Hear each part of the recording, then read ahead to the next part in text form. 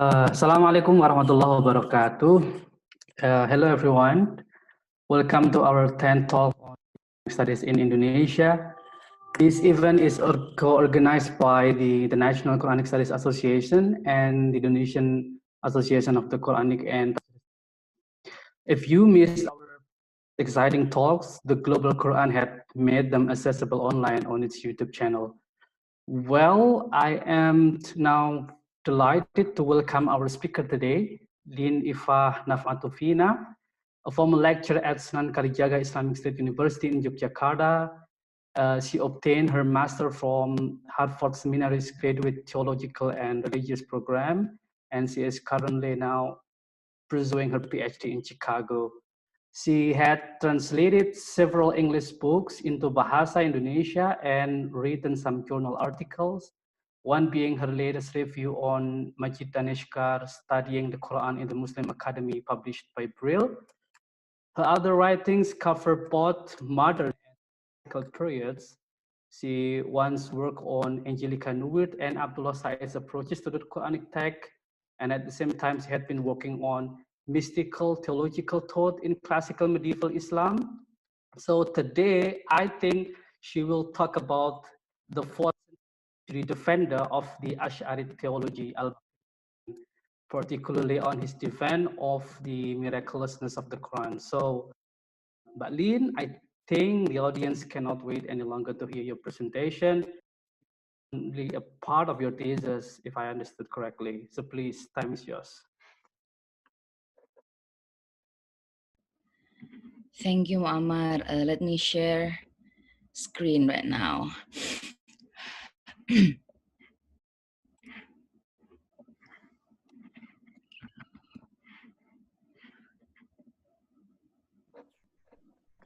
Can everyone see it? Okay. Not yet. Yes. Okay. Bismillahirrahmanirrahim. Assalamualaikum warahmatullahi wabarakatuh. Good morning, good evening, good afternoon, everyone, depending on where you are. Thank you so much for the opportunity to present a part of my research that I conducted around 4 years ago. I have not presented this research, nor have I published it. Therefore, I'm very much looking forward to your feedback and comment to help refine the argument that I'm trying to make here. We have among the audience at least 2 scholars who have dealt with the subject of this paper and whose work I also quote. Pak Yusuf Rahman, one of our speakers, has published on Al-Qur'an, especially Qadi Abdul Jabbar's poetry, Qadi Abdul Jabbar's theory on Al-Qur'an, and Pak David Fisanov has treated Al-Bāqillānī's hermeneutics or usul fiqh in his book.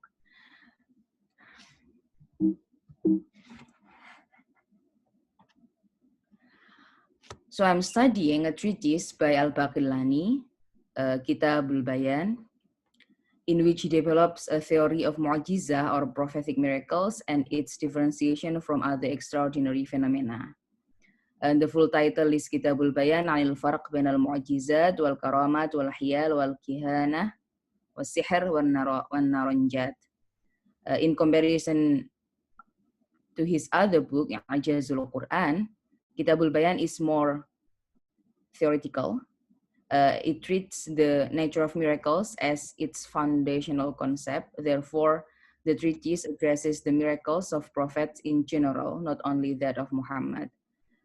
There had been other theoretical writings on miracles produced by the Mu'tazilis, the first Muslim theologians, but the originality of this treatise lies in its being a theological work which discusses the distinction of miracles from magic, divination, and other phenomena, while at the same time defending magic's existence.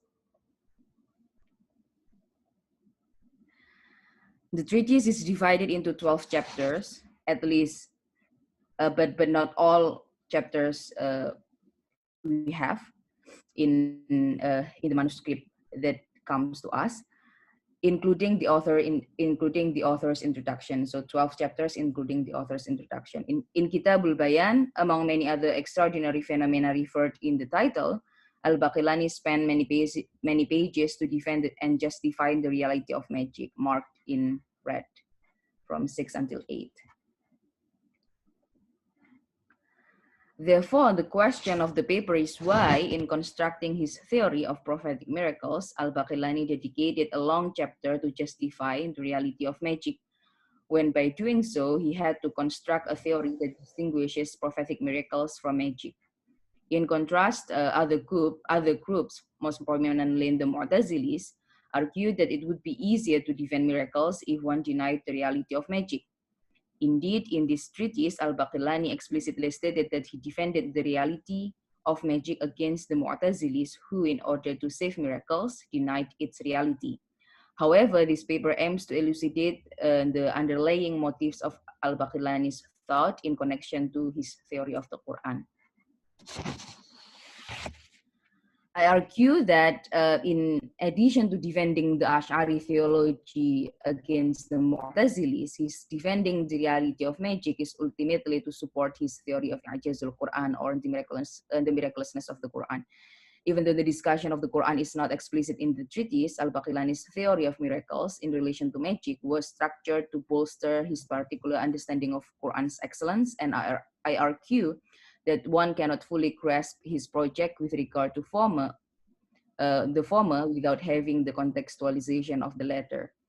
Through a close analysis of Al-Bāqillānī's theory of miracles, it will also be shown that the concern to elevate the miraculousness of the Quran amidst assertions of the superiority of previous prophetic miracles significantly informs how Al-Bāqillānī structures, defines, and circumscribes various kinds of extraordinary phenomena. As for the importance of this paper, the study of Al-Bāqillānī's doctrine of miracles is central to scholarship because none of the surviving works of Al-Ash'ari includes any discussion of prophethood. Al-Bāqillānī's theory on the subject becomes the doorway to understand Ash'arism's early take on the issue.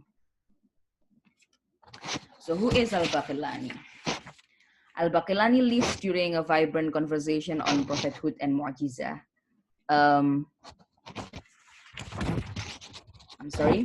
Abu Bakr al-Bāqillānī was the first important Ash'ari theologian whose work have survived in quantity. He lived during the 4th or 10th century. Little is known about his personal life, but he was born and raised in Basra and spent most of his life in Baghdad and died there in 1013. He learned theology from the second major student of Al-Ash'ari and adhered to the Maliki school of law. He wrote around 52 voluminous books encompassing a wide range of subjects in Islamic studies, from theology, in defense of orthodoxy and Sunni Islam, to jurisprudence, to pieces answering the questions of people from all over the Muslim world. He was a popular teacher, a qadi, and was known to be the sheikh of the Sunnah. During his lifetime, Mu'tazilism was still quite prominent and influential in the scheme of Muslim societies, whereas Ash'arism was in the process of establishing itself. Al-Bāqillānī lives during a vibrant conversation on prophethood and mu'jizah. There are several backgrounds that gives rise to this conversation. These are, as Islam spread, Muslims encounter other religious traditions and ask about the very foundation of their beliefs, that is the prophethood of Muhammad. At this time, mu'jizah becomes standard criterion shared by Jews, Christians, and Muslims as proofs for a veracity of beliefs. Muslim theologians develop a theory to respond to this challenge. They agreed on the necessity of prophetic miracles as evidence for true prophethood, and in this case, the Quran was established as Muhammad's miracle.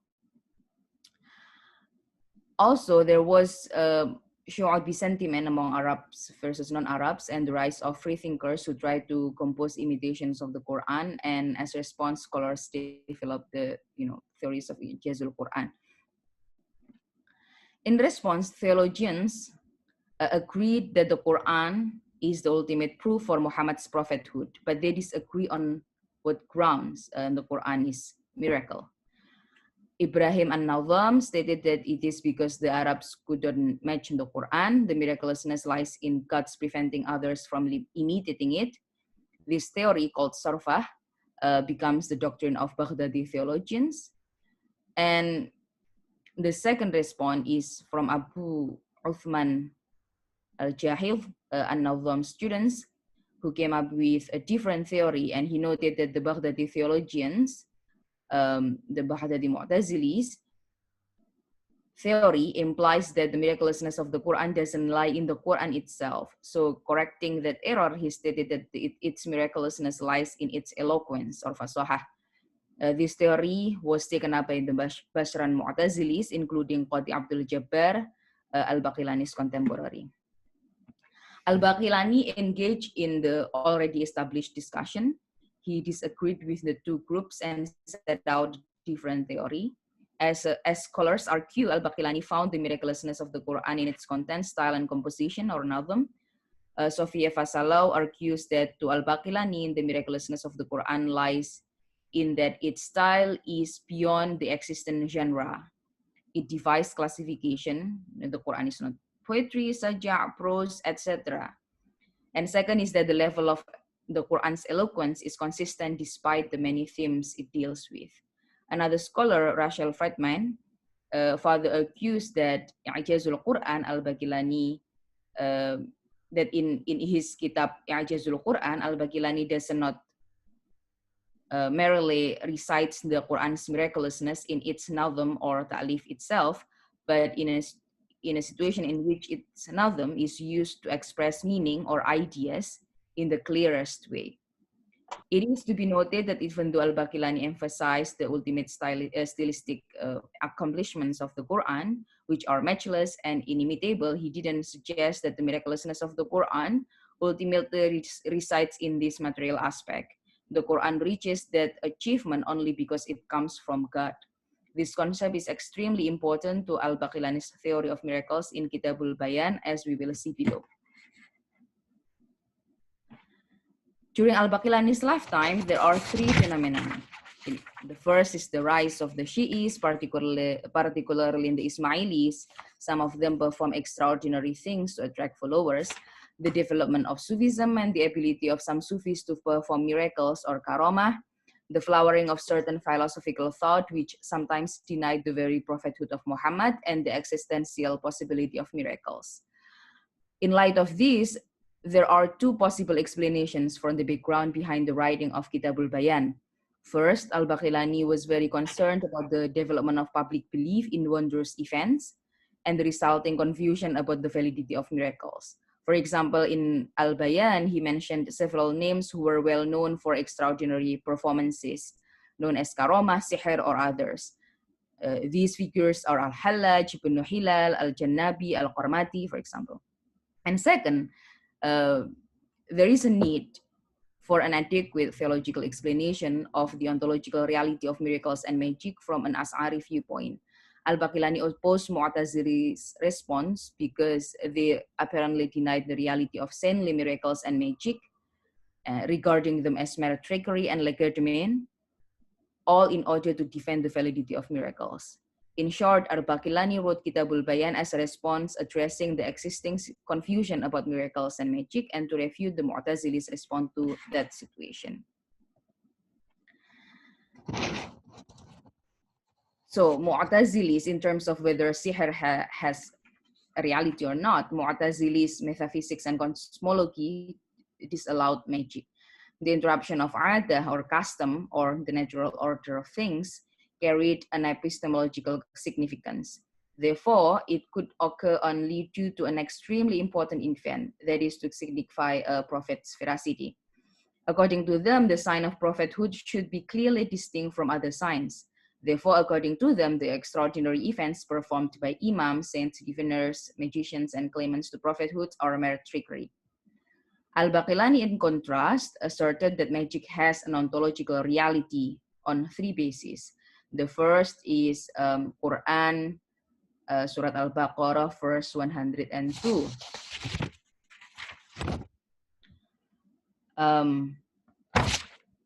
For the Mu'tazilis, accepting the reality of magic based on this first will be difficult to explain God's justice. If magic is something that God allows to happen, it contradicts the impossibility that God does evil. It also contradicts the doctrine of humans' accountability. In their theory, humans have free choice or ikhtiyar and inherent power over their own actions, for which they are counted responsible. In order for humans' reason to discover what is good and evil, there has to be a consistent mechanical system of nature. Objective ethics requires objective nature. Accepting the reality of magic contradicts this prerequisite. Therefore, Mu'tazilis interpret sihr here as mere trickery. It doesn't have a reality. The second basis that Al-Bāqillānī uses to accept magic is that there are traditions or athar that report the practice of magic during the time of the Prophet, his companion, and the generations after the companions. While the third is that the fact that earlier jurists dealt with the issues concerning the punishment of the magicians. While the Mu'tazilis asserted that magic is nothing but trickery, accepting the reality of magic makes more sense within the logic of Ash'ari theology. The Ash'ari subjective ethics allows that God affects magic. In Ash'ari's absolute occasionalism, there is no law determining and constraining God's way of acting, and there is no fixed mechanical system in the working of nature. Thus, magic is not theoretically impossible in this worldview, in which God can allow any breaking of custom at any moment. Now, if magic has reality, how can you distinguish between magicians and prophets? Al-Bāqillānī was asked that question. To respond to this question, in Kitabul Bayan, Al-Bāqillānī presented several hypothetical cases and analyzed them using the lens of his theological doctrine of miracles. In other words, in order to lay out the distinction between prophets and magicians, he delved into speculative theological and theoretical discussion, not empirical and historical proofs.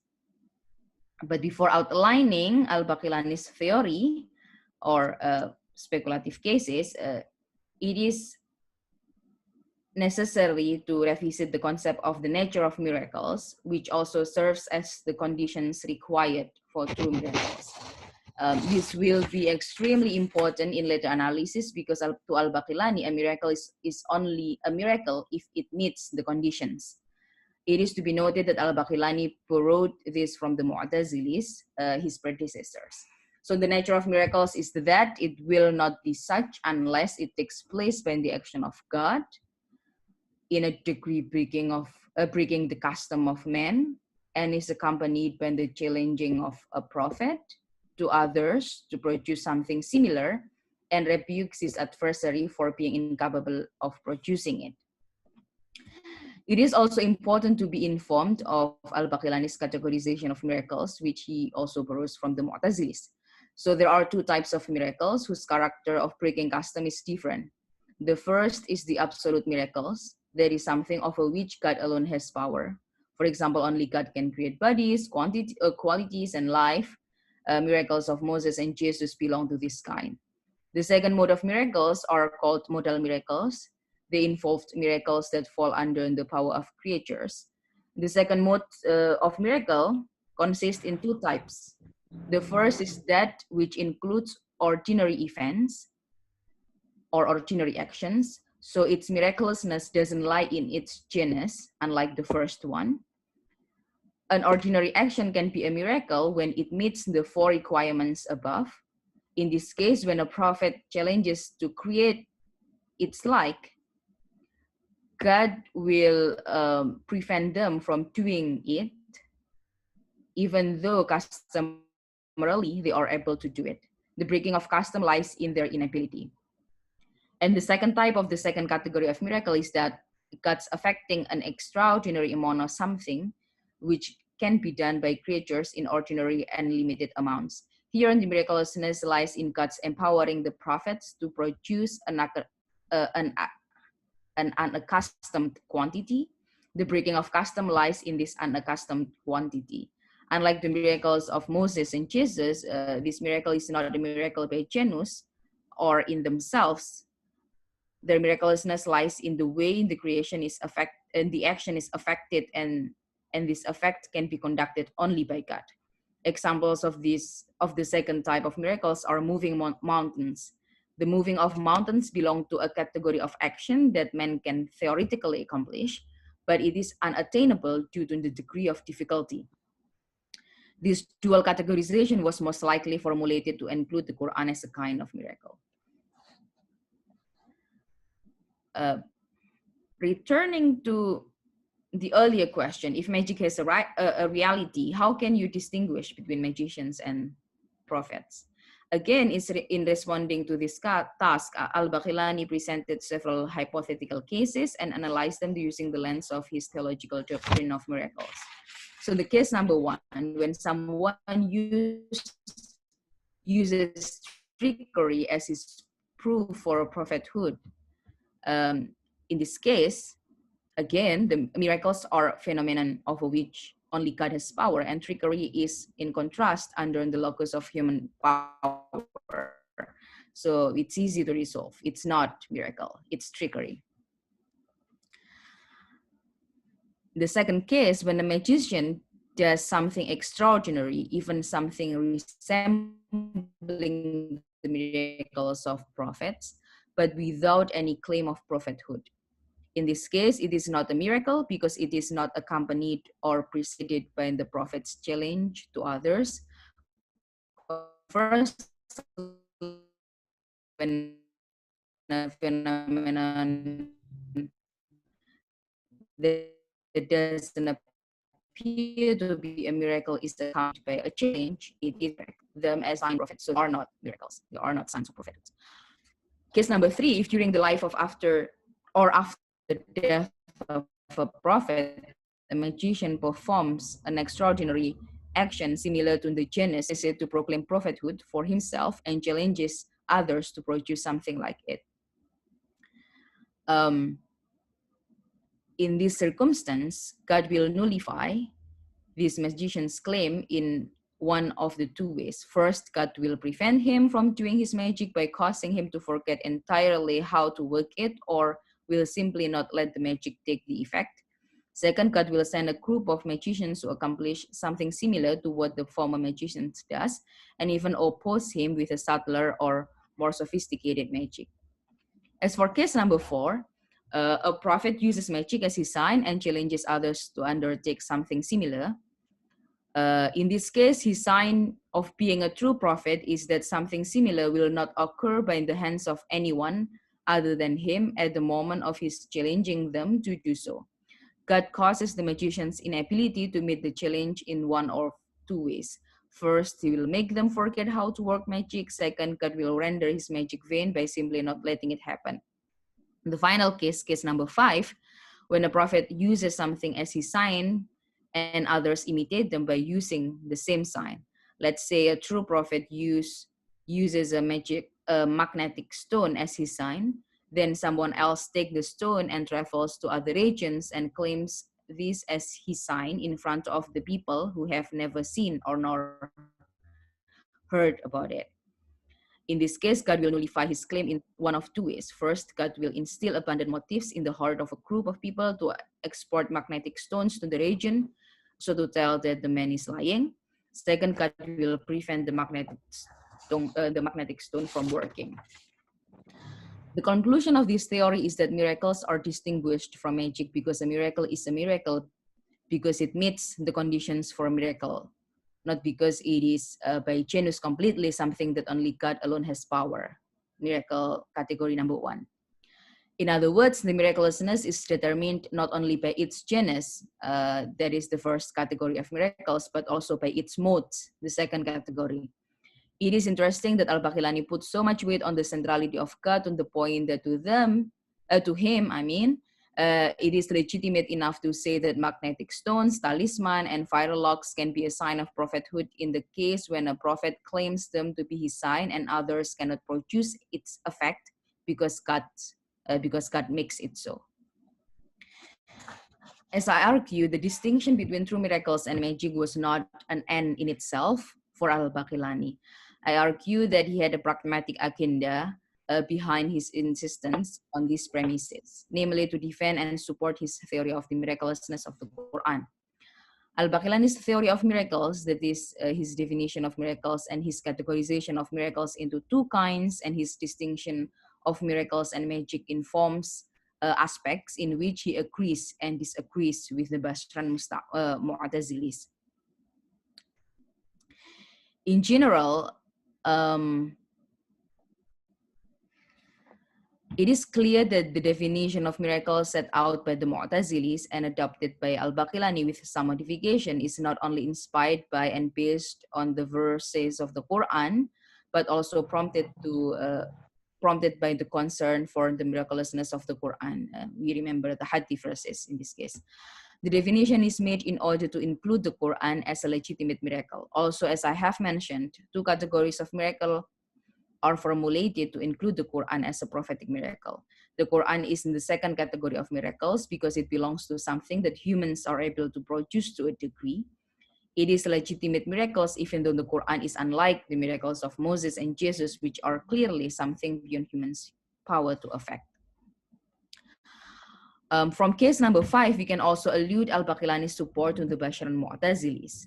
The Baghdadi Mu'tazilis, those who doesn't believe or those who doesn't believe in the internal superiority of the Quran, argues that the memorization and recitation of the Quran should be qualified as an opposition or mu'aradah. Abdul Jabbar disagrees with this and stated that memorization is a skill that can be learned while the real credit belongs to the originator of the text. Al-Bāqillānī illustrated this situation in case number 5. And from this case emerged a theory that the superiority of the Quran as a miracle is that its miraculousness is enduring. And in fact, the Quran's enduring miracle makes it superior in comparison to Moses and Jesus' miracles. While the Ash'aris and Basran Mu'tazilis agreed on these points outlined above, Al-Bāqillānī departs from the Mu'tazilis in two aspects. The first, and this is illustrated in case number 3, 4, and 5, he stressed that miracles are only things that are by genus miracles, but they are also such by virtue of their moods, how they were affected. Miracles number 2. This tells that even though Al-Bāqillānī acknowledged the internal superiority of the Quran, he wanted to emphasize that the miraculousness of the Quran lies in its supernatural origin, not in its empirical appearance. He refuted the thinking of the two Mu'tazili schools because they implied the participation of human power in the performance of miracles. It relates to their doctrine of secondary causality or generative process. He wants to uphold the truth claim of revelation alone, and it supports the Ash'ari's view of the Quran status as the Quran is the ultimate source of religion, the ultimate source of law. In other words, as the Quran's miraculousness is solely based on divine initiatives, the Quran is sufficient as the only foundation of religion. And this is contrary to the Mu'tazilis who placed reason alongside revelation. They held that good and evil are objective and can be discerned by human reason. Al-Bāqillānī also departs from the Mu'tazilis in his defense of prophetic miracles while simultaneously upholding the existence of magic. Defending the idea that magic has a reality corresponds to Ash'ari's theology, but as I argues, it also relates to Al-Bāqillānī's theory of I'jazul Qur'an. Endorsing the reality of magic and saintly miracles can be the strongest proof that something is called a miracle, not simply because of its genus, but because God makes it so in as many different ways as possible, as the hypothetical cases argued earlier. Again, this idea relates closely to the concept that the Quran becomes a miracle because God makes it so, thus supporting the Ash'ari's view of the Quran status as the only source of religion.